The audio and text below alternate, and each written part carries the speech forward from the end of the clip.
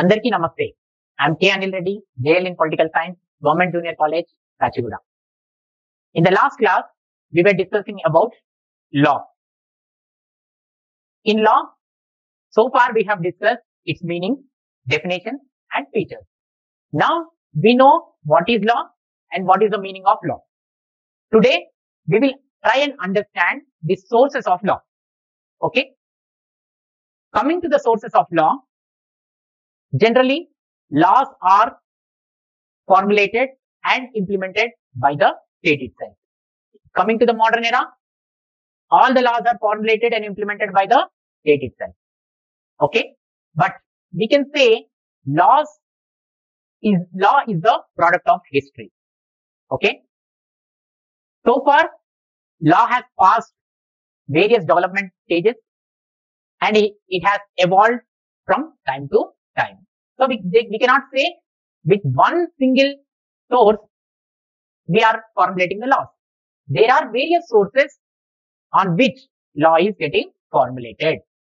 Okay, so law is a product of history. With the help of history, slowly it has evolved from time to time. It has passed various stages. Okay, and it has reached to this stage. In a simple sense, law has been originated before the state itself. Before the state came into existence, law has emerged. Then what does state do? State has formally recognized it and started implementing those norms or rules and regulations which were in the ancient days. Okay. Of course, the laws which we used to follow in the ancient days, then they were not officially implemented. But when state came into existence, state recognized those norms which the people in the ancient days used to practice in the society, and state started to implement those sources. Okay, so we can say law has various sources. Law has passed various sources. According to T. Holland, there are 6 sources of law.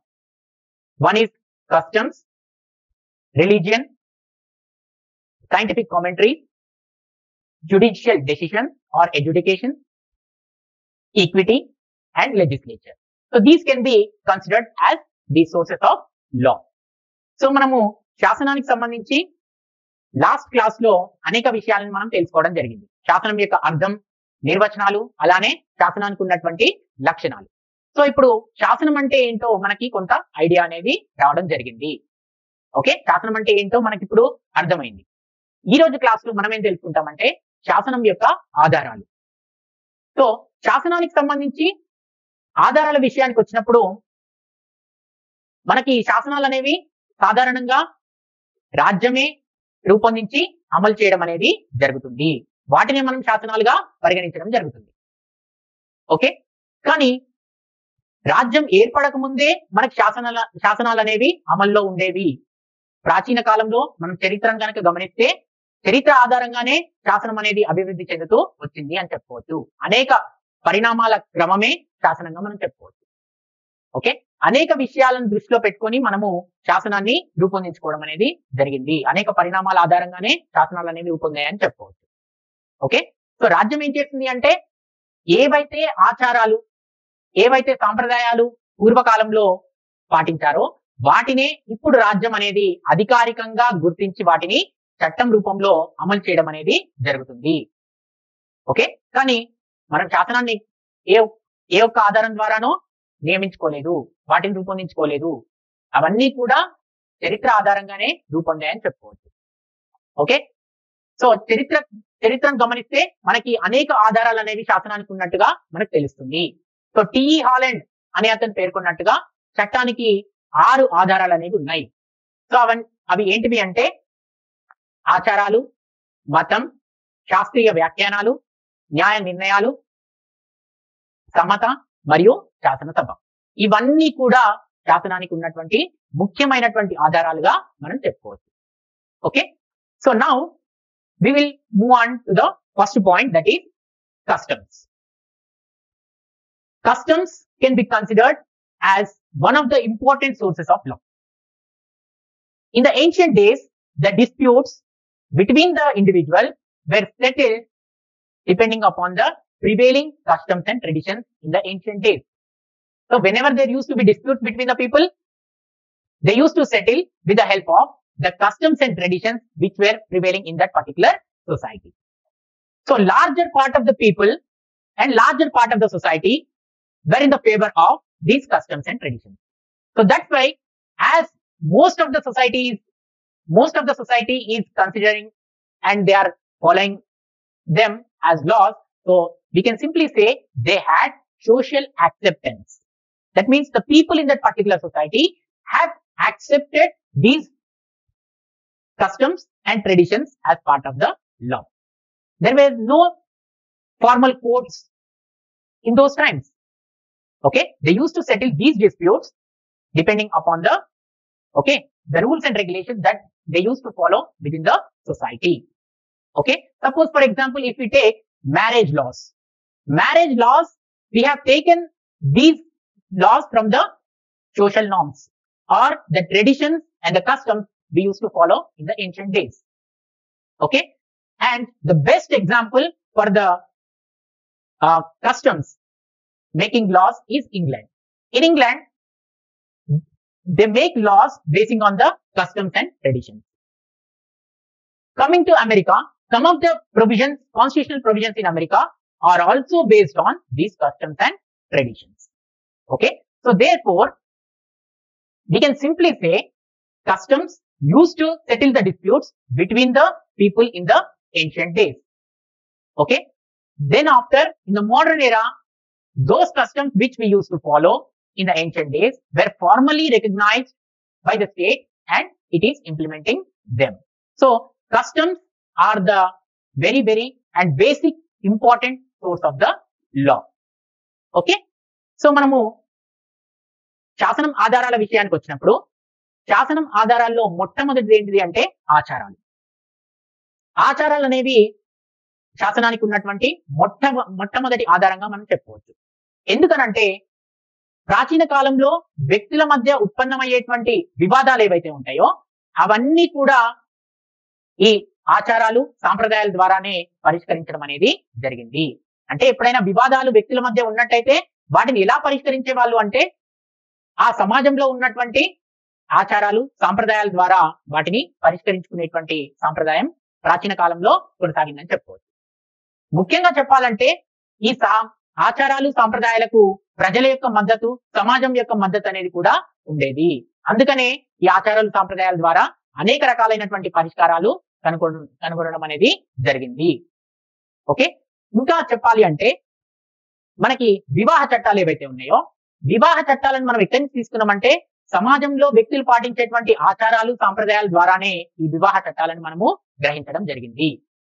ఇప్పటికి కూడా England లో ఆచారాలు సాంప్రదాయాల ఆధారంగానే చట్టాలు అనేవి రూపొందించడం జరుగుతుంది. అంటే ఆచారాలు సాంప్రదాయాలకి మంచి ఉదాహరణగా మనము ఇంగ్లాండ్ ను చెప్పుకోవచ్చు. అలానే అమెరికా రాజ్యాంగంలో కూడా కొన్ని అంశాలను సాంప్రదాయాలు ఆచారాల ద్వారానే వాళ్ళు చట్టాలుగా రూపొందించుకోవడం జరుగుతుంది.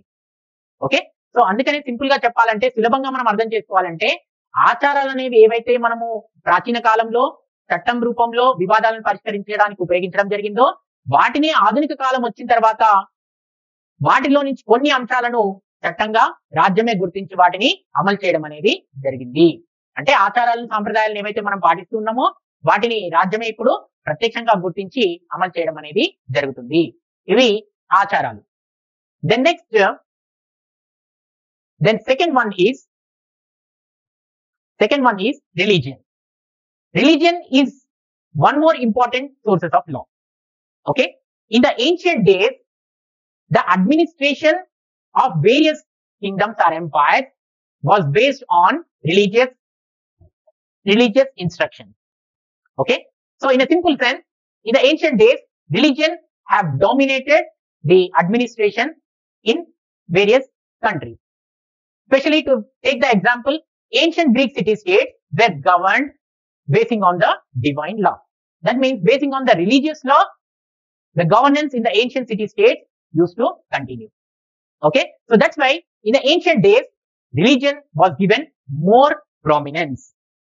Okay, for example, you take Hindu law in India and Islamic law or Muhammadan law has been taken from various books.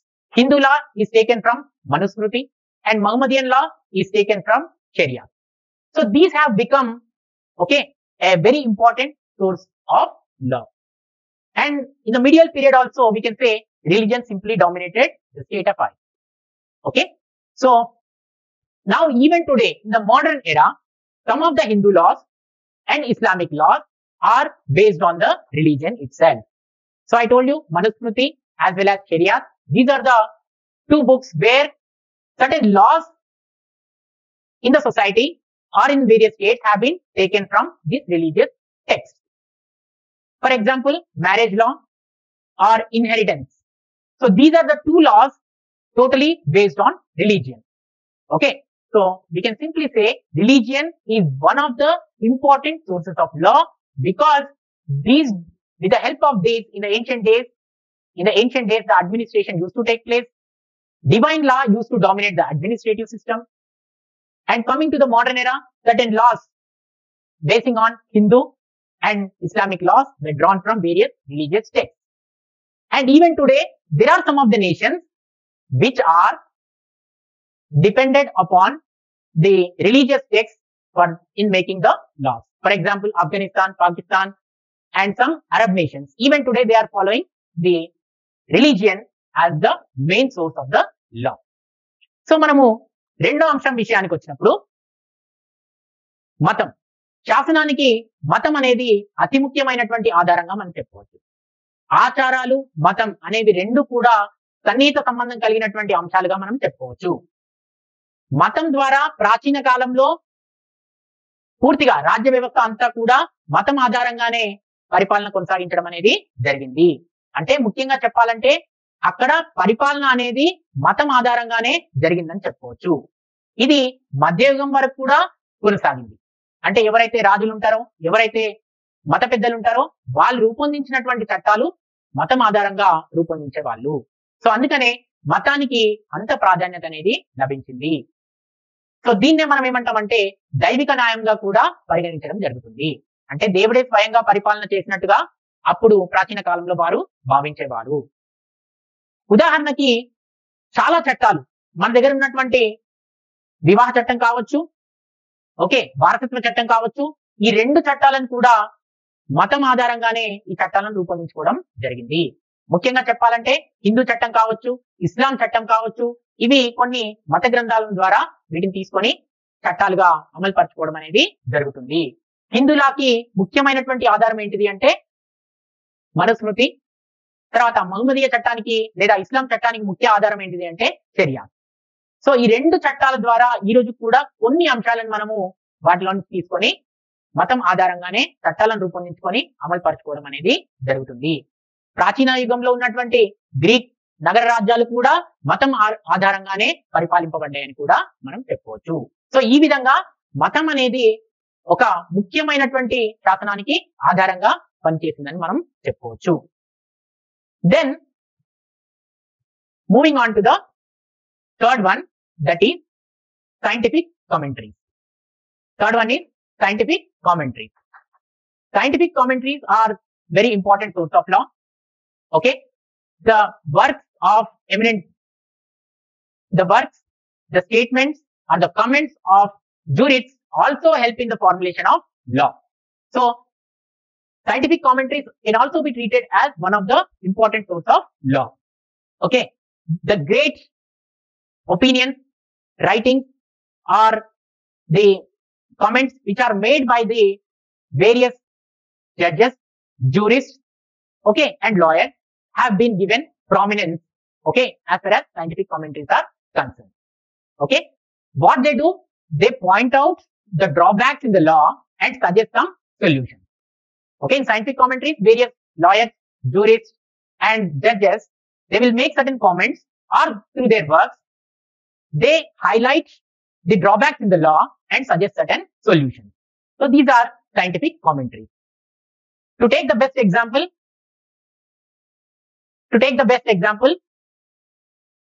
Niti Sara, which was written by Yajnavalkya in India, is a great work as far as scientific commentaries are concerned. Coming to the modern countries, modern Western nations, especially Blackstone and Holbrook, their comments and scientific discussions have also contributed for the scientific commentary. And not only this, Jeremy Bentham in England, Kent in America made several contributions to the law. So all these comments have contributed to the law as an important source. So మనము శాస్త్రీయ వ్యాఖ్యానాల విషయానికి వచ్చినప్పుడు శాస్త్రీయ వ్యాఖ్యానాలు అనేవి ఎవరైతే రచయితలు ఉంటారో వాళ్ళ యొక్క రచనల ద్వారా, వాళ్ళ యొక్క వ్యాఖ్యానాల ద్వారా, వాళ్ళ యొక్క అభిప్రాయాల ద్వారా కూడా చట్టాన్ని తయారు చేసుకునేటువంటి అవకాశం ఉంటుంది. అంటే ఇక్కడ న్యాయమూర్తులు కావచ్చు, న్యాయవేత్తలు కావచ్చు, అలానే న్యాయవాదులు కావచ్చు, వాళ్ళు వెలువరించినటువంటి, వాళ్ళు చెప్పినటువంటి వ్యాఖ్యానాలు, అభిప్రాయాలు కూడా ఒక చట్టాన్ని తయారు చేయడంలో కీలక పాత్రను వహిస్తుందని చెప్పుకోవచ్చు. వీటిని కూడా ఒక ముఖ్య ఆధారంగా మనము తీసుకోవడం జరుగుతుంది. ఓకే, ఉదాహరణకి నీతిసార గ్రంథ రచయిత అయినటువంటి యాజ్ఞవల్కుడు భారతదేశంలో అతను చేసినటువంటి న్యాయశాస్త్రంలో అతను చేసినటువంటి కృషిని గుర్తించడం జరిగింది. అలానే బ్లాక్ స్టోన్, హోల్బ్రూక్, జెర్నీ బెంథమ్ వీళ్ళు చేసినటువంటి, ఇంగ్లాండ్ లో వీళ్ళు చేసినటువంటి కృషి, వీళ్ళు చేసినటువంటి అనేకమైనటువంటి న్యాయపరమైనటువంటి వ్యాఖ్యానాలు కావచ్చు, అలానే వీళ్ళు చేసినటువంటి శాస్త్రీయపరమైనటువంటి చర్చలు కావచ్చు, ఇవన్నీ కూడా న్యాయపాలనలో బాగా ఉపయోగపడ్డాయి. వీటి ద్వారా అనేక శాసనాలు కూడా రూపొందించబడ్డాయి అని చెప్పుకోవచ్చు. సో మనం శాసనాన్ని రూపొందించాలి అంటే వీళ్ళు చేసినటువంటి ఏవైతే అభిప్రాయాలు కావచ్చు, వీళ్ళు చేసినటువంటి వ్యాఖ్యానాలు కావచ్చు, బాగా ఉపయోగపడతాయని చెప్పుకోవచ్చు. వీళ్ళు ఏం చేస్తారు, చట్టంలో ఉన్నటువంటి ఏవైతే లోపాలు ఉన్నాయో వాటిని ఎత్తి చూపుతూ వాటికి సరైనటువంటి పరిష్కారాలను కూడా చూపించడం జరుగుతుంది. వాటినే మనం ఏమంటున్నామంటే శాస్త్రీయ వ్యాఖ్యానాలుగా మనం చెప్పుకోవడం జరుగుతుంది. ఓకే, న్యాయంలో ఎక్కడైనా లోపం ఉంటే, చట్టంలో ఎక్కడైనా లోపం ఉంటే వాటిని ఎత్తి చూపడం అనేది జరుగుతుంది. వాటికి సరైనటువంటి పరిష్కారాలను కూడా వీళ్ళు సూచించడం జరిగింది. అందుకనే వీళ్ళు చేసినటువంటి రచనలకు కావచ్చు, అభిప్రాయాలకు కావచ్చు, అనేక రకాలైనటువంటి ప్రాధాన్యత వాళ్ళకి లభించిందని చెప్పుకోవచ్చు ఆయా దేశాల్లో. Okay, next we'll move on to the fourth point. That is judicial decisions and adjudications. Okay, judicial decisions and adjudications are based on the interpretation of the law. Normally the judges deliver or gives verdict basing on the interpretation of the law. Okay, so whenever they give that verdict or whenever they deliver the judgment, those judgments can also be treated as one of the sources of law. Okay, for example, Supreme Court in India, okay, common law in England and federal court in America can be cited as some of the examples. Okay, so all these judgments which are given by the judges will be maintained as a record and will be treated as precedents in the future. So these will be treated as equal as to the laws. On par with the laws, these judgments will be treated. So judicial comments are also very, very important. Okay, so మనము న్యాయపరమైనటువంటి తీర్పుల విషయానికి వచ్చినప్పుడు న్యాయస్థానాలు అనేవి కొన్ని తీర్పులను వెలువరించడం జరుగుతుంది. అప్పుడున్నటువంటి చట్టాల ఆధారంగా, అక్కడ ఉన్నటువంటి సాక్ష్యాధారాలను ఆధారంగా చేసుకొని తీర్పులని వెలువరించడం అనేది జరుగుతుంది. అటువంటి తీర్పులు ఏవైతే న్యాయస్థానాలు ఇస్తాయో వాటిని కూడా చట్టానికి ముఖ్యమైనటువంటి ఆధారంగా మనం చెప్పుకోవచ్చు. ముఖ్యంగా చెప్పాలంటే భారతదేశంలో ఉన్నటువంటి సుప్రీంకోర్టు కావచ్చు, అమెరికాలో ఉన్నటువంటి ఫెడరల్ కోర్టు కావచ్చు, ఇంగ్లాండ్ లో ఉన్నటువంటి కామన్ లా కావచ్చు, వీళ్ళు వెలువరించేటువంటి తీర్పులు అనేవి భద్రపరచడం అనేది జరుగుతుంది. వీటిని భద్రపరిచి భవిష్యత్తులో వీటిని ప్రామాణికంగా తీసుకొని వాటిని అమలు చేయడం అనేది కూడా జరుగుతుంది. సో ఈ విధంగా న్యాయమూర్తులు వెలువరించేటువంటి తీర్పులకు కూడా అత్యంత ప్రాధాన్యత అనేది ఇవ్వడం జరుగుతుంది. వాటి ఆధారంగా కూడా కొన్ని చట్టాలను రూపొందించడం జరుగుతుంది. Okay, then we will move on to the equity of justice. Okay, so whenever judge feels that law is insufficient to deliver justice, he will give justice basing on natural justice. So that itself we are calling it as equality. Okay, so in a simple sense, the judges, while delivering the judgment, alter the old laws and use new laws in the place of them. Okay, new laws will be replaced by the old laws. So through their judgment, whenever they feel that law is insufficient, okay, at that point of time, they will give or they will deliver this kind of justice with their fairness and equity, intrinsic fairness and equity. Okay, so these are nothing but this is called equity. Equity is, always remember, it is totally based on fairness of justice or natural justice. So through this, judges will implement new methods in the place of old methods. That means they will alter, they will replace the new laws with the old laws.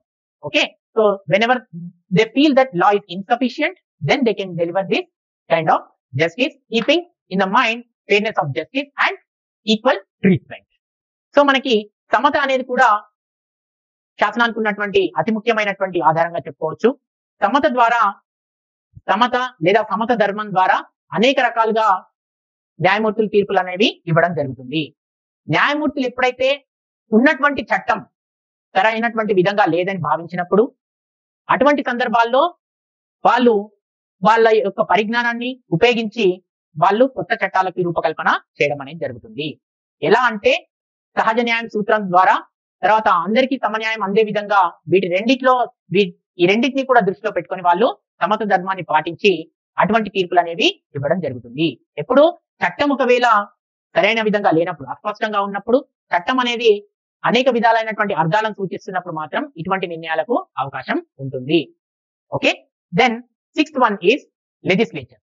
Legislature in the modern era is considered as one of the important source of law, especially in the democratic system. All the laws in the democratic system are formulated by the legislature itself. So the legislative organ of the government will prepare the laws according to the will and wishes of the people in that particular state. Okay, so the government as well as the opposition, they will act as the voice of the people and they formulate the laws. So we can simply say legislature is one of the important organ that creates or formulate laws in the modern era. Okay, for example, you take parliament in India, okay, parliament in Britain, Congress in America. These are certain examples where in the democratic system, law making process is done by the legislature itself. So శాసనసభల విషయానికి వచ్చినప్పుడు, శాసనసభలు కూడా ఆధునిక కాలంలో శాసనానికి ముఖ్య ఆధారంగా పనిచేస్తాయని కూడా చెప్పుకోవచ్చు. ముఖ్యంగా ప్రజాస్వామ్య వ్యవస్థ ఎక్కడైతే ఉంటుందో, ప్రజాస్వామ్య వ్యవస్థలో ప్రజల యొక్క అభిప్రాయం మేరకు వీళ్ళు చట్టాలను రూపొందించడం అనేది జరుగుతుంది. అంటే ప్రతిపక్షాలు కావచ్చు, ప్రభుత్వం కావచ్చు, ప్రజల యొక్క అభిప్రాయాన్ని వ్యక్తం చేస్తూ చట్టాలను రూపొందిస్తారు. సో కాబట్టి చట్టాలు రూపొందించేటువంటి క్రమంలో శాసనసభల యొక్క పాత్ర అనేది చాలా ముఖ్యమైనటువంటిదిగా మనం చెప్పుకోవచ్చు. ముఖ్యంగా ఎక్కడైతే ప్రజాస్వామ్య దేశాలు ఉన్నాయో అక్కడ శాసనసభలు అనేవి బాగా పనిచేస్తూ ఉంటాయి. వాళ్ళు మాత్రమే చట్టాలను రూపొందించడం అనేది జరుగుతుంది. పార్లమెంట్ కావచ్చు, ఇండియాలో భారతదేశంలో పార్లమెంట్ కావచ్చు, అమెరికాలో కాంగ్రెస్ కావచ్చు, ఓకే, బ్రిటన్ లో పార్లమెంట్ కావచ్చు, వీళ్ళందరూ కూడా ప్రజలకు కావాల్సినటువంటి చట్టాలను రూపొందించడం జరుగుతుంది. సో అందుకనే శాసనసభ అనేది కూడా చట్టానికి ఇటీవల కాలంలో ముఖ్య ఆధారంగా మనము చెప్పుకోవచ్చు. Thank you. Many political thinkers have given several definitions on political science. Okay, they have given several definitions. Various thinkers have expressed different opinions on these definitions. So firstly, we'll talk about John Erskine. John Erskine says law is a command of sovereign containing rule of life for his subjects and obliging to be them to be obedient. That means, according to John Erskine, law, it is a command of sovereign. Sovereign, it is the orders of the sovereign for his subjects. Subjects are nothing but people, where the people have to follow his commands. That means whatever the orders that sovereign issues, each and every person in that particular state needs to follow it. That's what he says is a law. Why? It is for the benefit of them to regulate the life of human beings. They will issue certain rules and regulations. And not only that, each and every person within that society have to respect them. Okay, that's what John Erskine says. Okay, then what T.E. Holland says? T.E. Holland says law is a general rule of external human action, okay, which are recognized and implemented by the sovereign political authority. So these are the certain rules and regulations which are issued by the sovereign political authority to control the external human action, not internal, only to control external human action. Okay, sovereign can issue certain rules and regulations. So this is given by T.E. Holland. Okay, then thirdly, we can say Gracious. According to him, law is a dictate of right reason. So what he says, law is something which is implemented for the right reason. Whenever there is a reason only, they will prepare laws, then they will implement it. Okay, so మనము నిర్వచనాల విషయానికి వస్తే, నిర్వచనాలు అనేవి అనేక రకాలైనటువంటి నిర్వచనాలు రాజనీతి శాస్త్రవేత్తలు మరియు తత్వవేత్తలు శాసనానికి సంబంధించి ఇవ్వడం అనేది జరిగింది. మొట్టమొదటిగా చెప్పాలి అంటే జాన్ అర్స్కిన్ అనే అతను ఇచ్చినటువంటి నిర్వచనం ఏంటిది అంటే, ప్రజా జీవనాన్ని నిర్దేశిస్తూ దానికి వారందరూ కూడా విధేయులై ఉండేటట్టు సార్వభౌముడు జారీ చేసేటువంటి ఆజ్ఞలే శాసనంగా అతను చెప్పడం జరిగింది. సో ఎవరికైతే సార్వభౌమాధికారం ఉంటుందో అతను అక్కడ ఉన్నటువంటి ప్రజలకు ఇచ్చేటువంటి ఆజ్ఞలే శాసనంగా జాన్ అర్స్కిన్ అనే అతను తెలియపరచడం అనేది జరిగింది. ఓకే, టిఈ హాలండ్ ఏం చెప్పాడంటే, మానవుడి యొక్క బాహ్య ప్రవర్తన నియంత్రించేందుకు రాజ్యం రూపొందించి అమలు చేసేటువంటి సూత్రాలే శాసనంగా అతను చెప్పడం అనేది జరిగింది. ఓకే, ఏవైతే మానవుడి యొక్క బాహ్య ప్రవర్తన నియంత్రించడానికి ఉపయోగపడేటువంటి శాసనాలు ఉంటాయో వాటిని గుర్తించి రాజ్యమే ఆ నియమ నిబంధనలు ఎప్పుడైతే అమలు పరుస్తుందో దాన్నే శాసనంగా టిఈ హాలండ్ అనే వ్యక్తి పేర్కొనడం జరిగింది. గ్రేషియస్ అనే అతను సహేతుక కారణం చేత రూపొందించబడేదే శాసనంగా అతను పేర్కొనడం అనేది జరిగింది. అంటే శాసనం అనేది ఒక సరైనటువంటి కారణం చేత రూపొందించి అమలు చేయబడేదే శాసనంగా అతను పేర్కొనడం అనేది జరిగింది. Next will move on to the fourth definition. Okay, let's move on to the fourth definition, that is given by John Salmond. John Salmond says law is a collection of some principles which are recognized and applied by the state in the administration of the justice. Okay, so he says these are nothing but these are certain principles, collection of principles which are recognized and applied by the state in the day-to-day administration. To have a better administration, the state will implement certain principles. Those principles he is calling it as a law.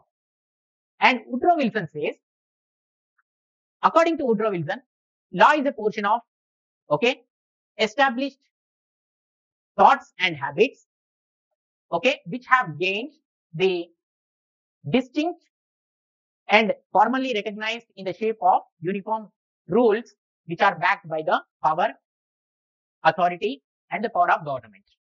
So according to Woodrow Wilson, these are certain rules which are recognized by the government or the authority and implemented for the benefit of the people. So what are these? Whatever we used to practice within the society, they are getting implemented in the form of law. Okay, so మనము శాసనం విషయానికి వచ్చినప్పుడు శాసనంలో 4వ నిర్వచనం వచ్చేసి John సాల్మండ్ ఇచ్చినటువంటి నిర్వచనం. John సాల్మండ్ ప్రకారం న్యాయ పాలనలో రాజ్యం గుర్తించి అమలు చేసేటువంటి నియమ నిబంధనల సముదాయమే శాసనంగా అతను పేర్కొనడం అనేది జరిగింది. అంటే ఏవైతే కొన్ని సూత్రాలు న్యాయ పాలన కోసం ఉపయోగపడేటువంటి సూత్రాలను రాజ్యం ఎప్పుడైతే అమలు చేస్తుందో వాటిని శాసనాలుగా జాన్ సాల్మండ్ అని అతను పేర్కొనడం జరిగింది. అదే విధంగా వుడ్రో విల్సన్ ఇచ్చినటువంటి నిర్వచనం ఏంటి అంటే, సంఘంలో రూఢి అయినటువంటి అలవాట్లు కావచ్చు, అభిప్రాయాలు కావచ్చు, ప్రభుత్వం అధికారికంగా గుర్తించి అమలు చేసినప్పుడు వాటిని శాసనాలుగా అతను పేర్కొనడం అనేది జరిగింది. అంటే ప్రభుత్వం ఎప్పుడైతే అధికారికంగా కొన్ని నియమ నిబంధనలు ఎప్పుడైతే గుర్తించి సంఘంలో అలవాటుగా ఉన్నటువంటి అభిప్రాయాలుగా ఉన్నటువంటి నియమ నిబంధనలు ఏవైతే ఉంటాయో వాటిని గుర్తించి అమలు చేయడం జరుగుతుందో అటువంటి వాటిని శాసనాలుగా వుడ్రో విల్సన్ అనే అతను పేర్కొనడం జరిగింది. Comprises certain features. So now will quickly know about the features of law. Law, firstly, law comprises certain rules and regulations which are approved by the sovereign political authority. So after knowing the definitions, we can simply say that there are certain features to the law. So in that first one is, law comprises certain rules and regulations which are given by the sovereign political authority. Secondly, law is implemented by the state because it is sanctioned by the state itself. So state will implement or state will enforce the law. Thirdly, all the laws are definite, precise as well as universal. Okay. And fourthly, laws generally reflect the general will of the people. Okay, so మనము నిర్వచనాలను తెలుసుకున్న తర్వాత శాసనానికి కొన్ని ముఖ్యమైనటువంటి లక్షణాలు ఉంటాయనే విషయాన్ని కూడా తెలుసుకోవాలి. అంటే నిర్వచనాలను చదవడం ద్వారా మనకి శాసనానికి ఎటువంటి లక్షణాలు ఉంటాయో మనం తెలుసుకోవచ్చు. ముఖ్యంగా ఏంటి, మొట్టమొదటి వచ్చేసేసి శాసనం లేదా చట్టం అనేది కొన్ని నియమ నిబంధనల ఆధారంగా సార్వభౌముడు జారీ చేసేటువంటి ఆజ్ఞలుగా మనము చెప్పుకోవచ్చు. అంటే ఎవరికైతే అధికారం ఉంటుందో వాళ్ళు మాత్రమే చట్టాలను రూపొందించడం జరుగుతుంది. ఇక రెండవ అంశం వచ్చేసేసి రాజ్యం చట్టాన్ని అమలు పరుస్తుంది. ఎందుకంటే ఇది రాజ్యమే రూపొందిస్తుంది కాబట్టి రాజ్యమే దీన్ని అమలు పరుస్తుంది. అందుకనే దానికి అంత విలువ అనేది కూడా ఉంటుందని చెప్పుకోవచ్చు. ఇక మూడో విషయానికి వస్తే చట్టం అనేది ప్రపంచవ్యాప్తంగా, విశ్వవ్యాప్తంగా ఉంటుంది, నిర్దిష్టంగా ఉంటుంది, ఖచ్చితంగా కూడా ఉంటుంది. అంటే చట్టంలో పేర్కొన్నటువంటి అంశాలన్నీ కూడా ఖచ్చితంగా ఉంటాయి కాబట్టి ప్రతి ఒక్కరు కూడా వాటిని పాటించాల్సి ఉంటుంది. అలానే విశ్వవ్యాప్తమైనవి, మనం ఎక్కడికి వెళ్ళినా కూడా చట్టాలు అనేవి ఉంటాయి. నాలుగో అంశం విషయానికి వస్తే చట్టం అనేది ప్రజాభిప్రాయాన్ని ప్రతిబింబిస్తుందని చెప్పుకోవచ్చు. అంటే ప్రజల యొక్క అభిప్రాయం మేరకు మాత్రమే చట్టాలను రూపొందించడం జరుగుతుంది. Then moving on to the fifth point. Okay, law is generally whoever violates the law, okay, it leads to punishment. Whenever we violate the law, it leads to the punishment.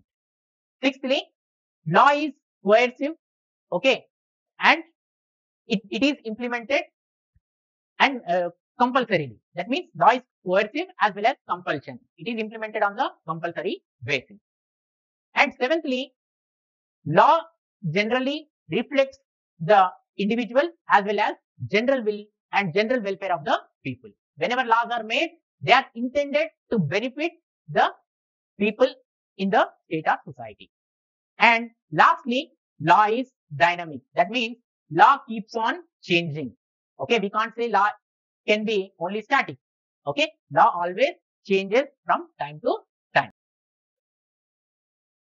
First law is the national law. National law regulates the relationship between the individual. It also regulates the relationship between the individual as well as the state. Okay, and this national law is prepared or formulated by the sovereign state itself. Okay, national law is something which is prepared by the sovereign state. Okay, whichever country has the sovereign power, only that state can prepare this law. Okay, and it only applies to the people living within that territory. Suppose, for example, national law, if you are preparing in India, if you are formulating in India, it only applies to the Indian citizens. It cannot be extended beyond the boundaries. It only confines within the territory. Okay, so who prepares it?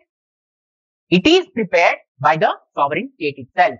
Whichever the country or a state has a sovereign power, only that kind of a country can prepare the national law. So it is also called the state law. So we can also call it as a state law.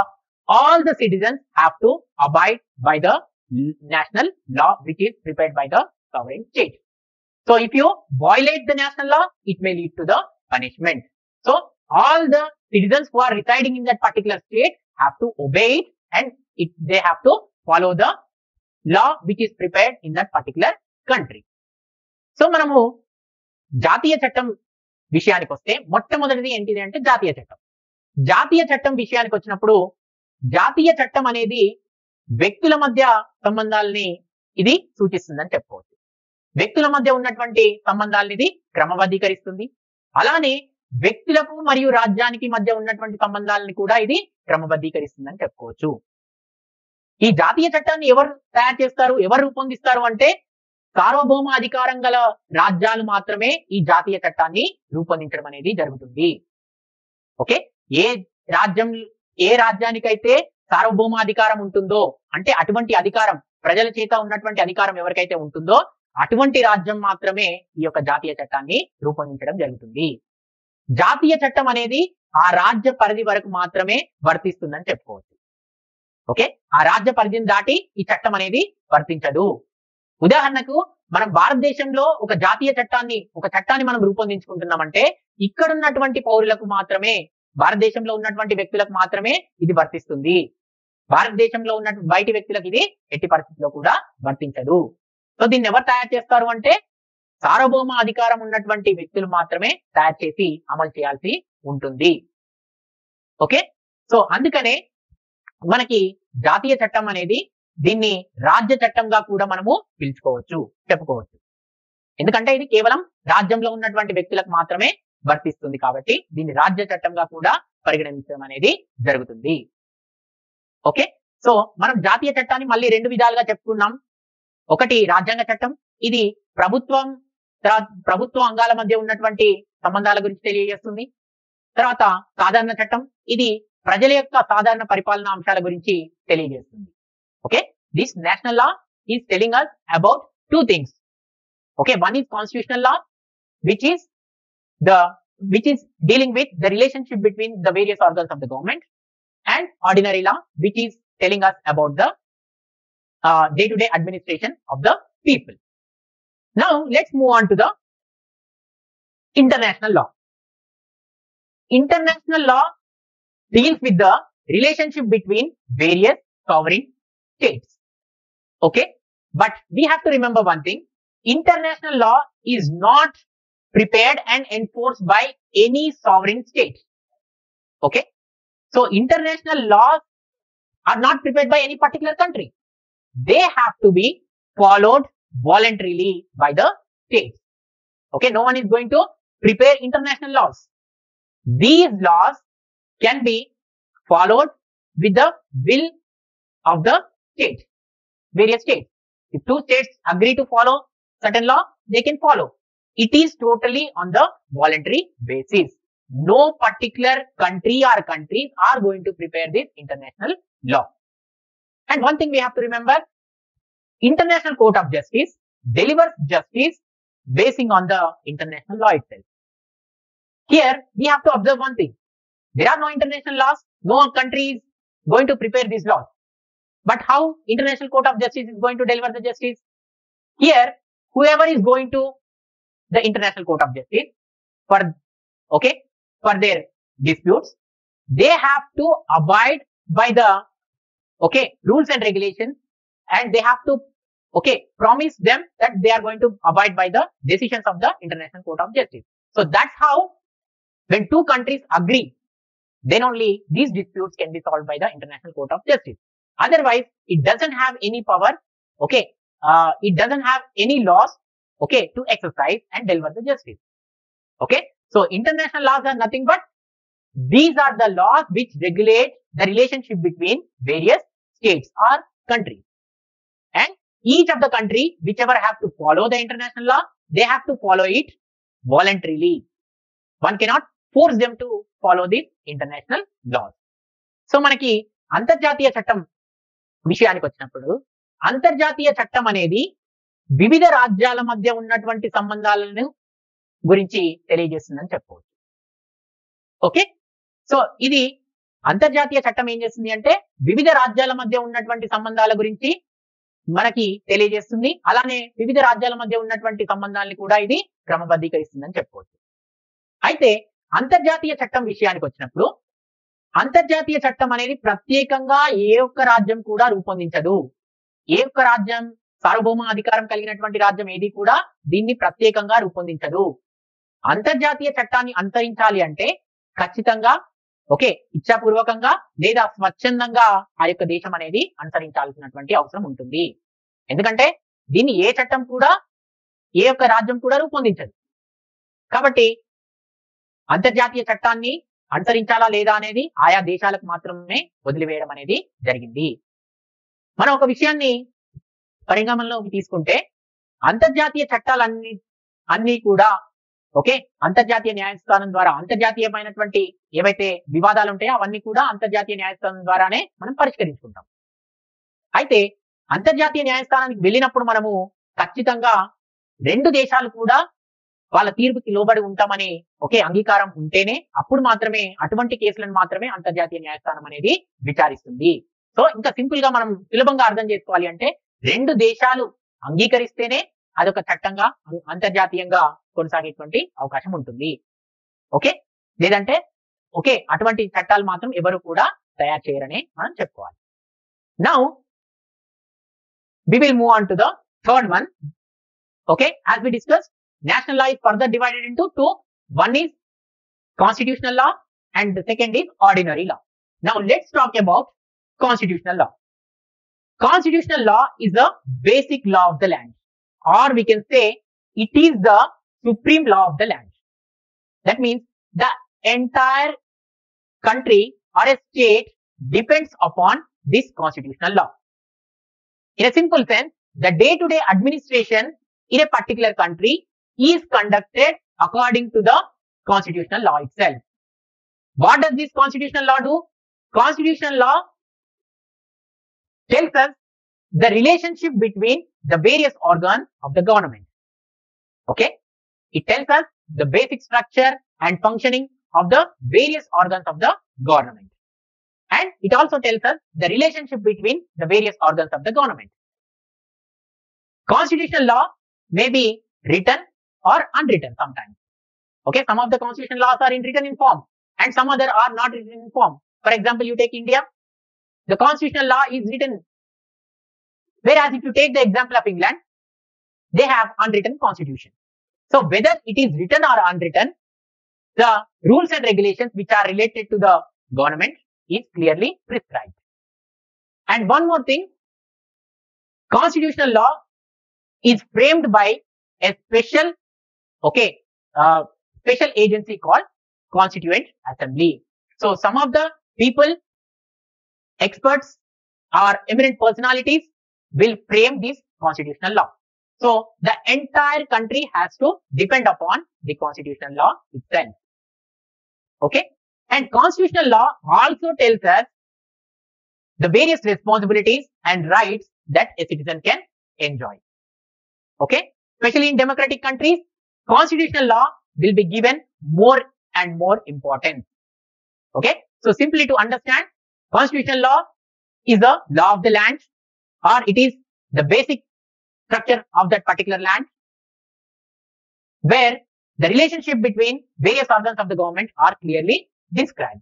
Okay, and it is prepared by the Constituent Assembly. Okay,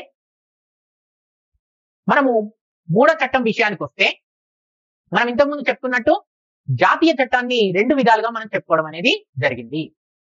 జాతీయ చట్టం అనేది రాజ్యాంగ చట్టం మరియు సాధారణ చట్టంగా విభజించడం అనేది జరిగింది. సో రాజ్యాంగ చట్టం విషయానికి వస్తే, రాజ్యాంగ చట్టాన్ని ఒక మౌలికమైనటువంటి చట్టంగా భావించడం అనేది జరుగుతుంది. అంటే ఒక రాజ్యంలో దీనినే అత్యున్నతమైనటువంటి చట్టంగా కూడా భావించడం అనేది జరుగుతుంది. రాజ్య వ్యవహారాలన్నీ కూడా రాజ్యాంగ చట్టానికి లోబడి మాత్రమే జరుగుతాయి. రాజ్యాంగ చట్టం ఏం చెప్తుంది? రాజ్యాంగ చట్టం అనేది ప్రభుత్వ అంగాల మధ్య ఉన్నటువంటి సంబంధాల గురించి వివరిస్తుంది. ప్రభుత్వాలకు సంబంధించినటువంటి అధికారాలు విధుల గురించి మనకి తెలియచేయడం అనేది జరుగుతుంది. అందుకనే రాజ్యాంగ చట్టం అనేది అత్యంత ముఖ్యమైనటువంటిదిగా మనం చెప్పుకోవడం జరుగుతుంది.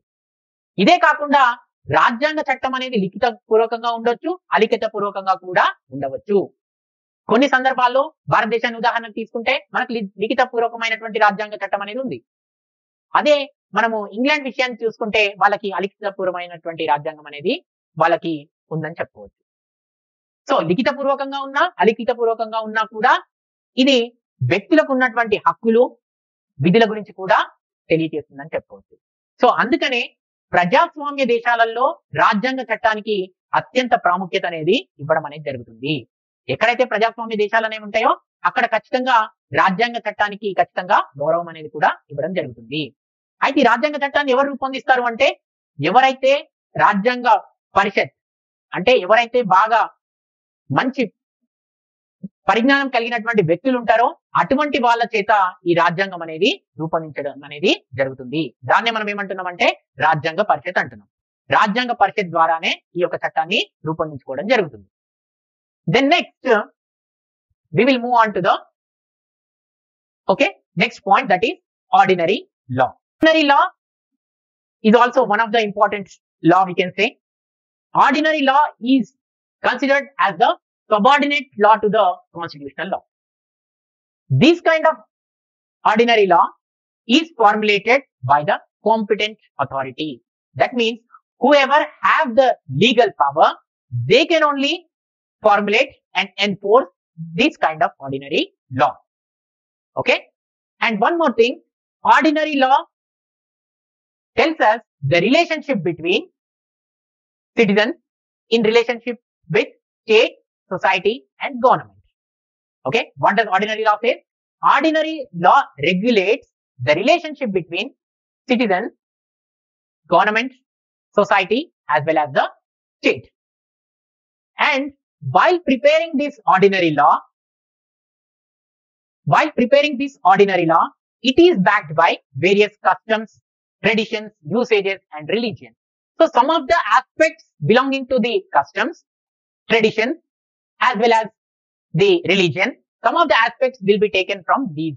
Okay. Whatever the practices that we follow within the society are also considered while preparing an ordinary law. And ordinary law needs to be respected by each and every citizen within the country.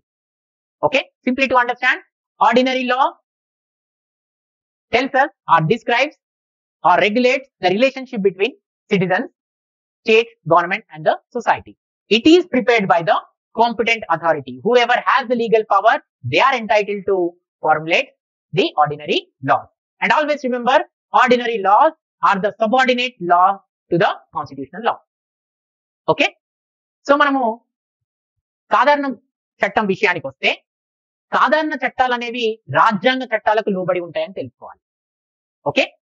రాజ్యాంగ చట్టాలకు లోబడి మాత్రమే సాధారణ చట్టాలు అనేవి మనం రూపొందించుకొని అమలు చేసుకోవాల్సి ఉంటుంది.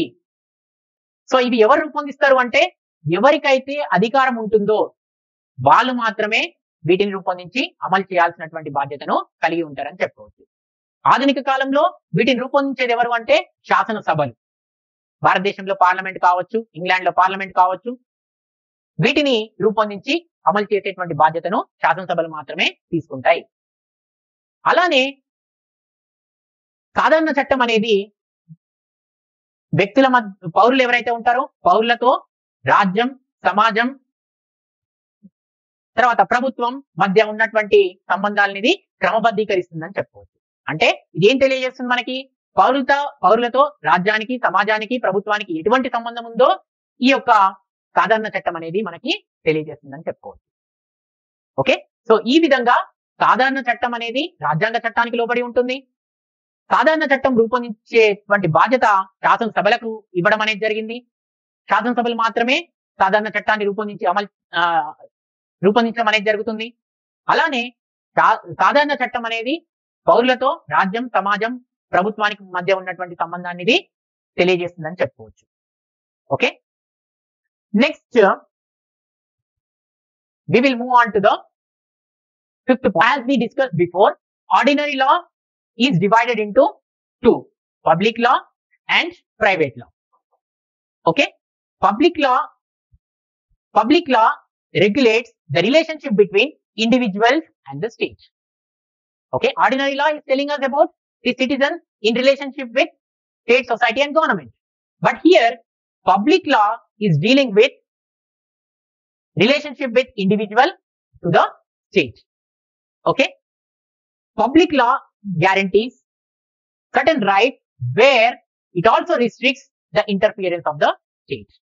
So whenever the public law is prepared, public law is also gives certain assurance to all its citizens that a state cannot interfere in the matters of individual. How? It guarantees certain rights. Okay. With the help of that, public law can be implemented. So public laws are coercive in nature. If you violate public laws, there can be punishment. There may be punishment if someone violates the public laws. Okay. So public law is simply telling us the relationship between individual and the state. It also assures the people non-interference of the state by guaranteeing certain rights. Okay. and public law is implemented with a system of compulsion, okay, so that each and every citizen have to abide by the public law. Whoever violates public law, they might be punished. So far here we have covered several laws like public law. As I told you, public law, it regulates only the relationship between individual and the state. So మనము public చట్టం విషయానికి వచ్చినప్పుడు ఇంతకుముందు చెప్పుకున్నట్టు సాధారణ చట్టం అనేది రెండు విధాలుగా మనం చెప్పుకోవచ్చు. ఒకటి పబ్లిక్ శాసనం, రెండవది ప్రైవేట్ శాసనం. పబ్లిక్ శాసనం అనేది ఏం చేస్తుంది అంటే వ్యక్తికి మరియు రాజ్యానికి ఉన్నటువంటి సంబంధాలను ఇది క్రమబద్ధీకరిస్తుంది అని చెప్పుకోవచ్చు. ఓకే, వ్యక్తులకు మరియు రాజ్యానికి ఉన్నటువంటి సంబంధాలను ఇది క్రమబద్ధీకరిస్తుంది. అలానే వ్యక్తి యొక్క విషయంలో రాజ్యం జోక్యం చేసుకోకుండా కొన్ని హక్కులను కూడా ఇది కల్పిస్తుందని చెప్పుకోవచ్చు. ఓకే, పబ్లిక్ చట్టం ద్వారా కొన్ని హక్కులు అనేవి ప్రజలకు లభిస్తాయి. ఆ హక్కుల ద్వారా రాజ్యం అనేది పౌరుల యొక్క వ్యక్తిగత విషయంలో జోక్యం చేసుకోకుండా ఇవి నియంత్రిస్తాయని కూడా మనం చెప్పుకోవచ్చు. పబ్లిక్ శాసనం అనేది ఆ దేశంలో ఉన్నటువంటి ప్రతి పౌరుడికి కూడా వర్తిస్తుందని చెప్పుకోవచ్చు. ఎప్పుడైనా సరే పబ్లిక్ శాసనాలను ఉల్లంఘించినట్టయితే శిక్షలు కూడా పడేటువంటి అవకాశం ఉంటుంది. ఓకే, అంటే పబ్లిక్ శాసనాలన్నీ కూడా శిక్షాత్మక స్వభావాన్ని కలిగి ఉంటాయని చెప్పుకోవచ్చు. ఓకే, ఎవరైతే ఈ చట్టాలను రూపొందిస్తారో వాళ్ళు అమలు పరుస్తారు కాబట్టి, ప్రభుత్వం చేత అమలు పరచబడుతుంది కాబట్టి పబ్లిక్ శాసనాలన్నీ కూడా ఖచ్చితంగా ప్రతి ఒక్క పౌరుడు వాటిని గౌరవించాల్సి ఉంటుంది. ఎవరైనా ఆ చట్టాలను ఉల్లంఘిస్తే వాళ్ళకి శిక్షలు అనేవి కూడా పడేటువంటి అవకాశం ఉంటుంది. ఓకే.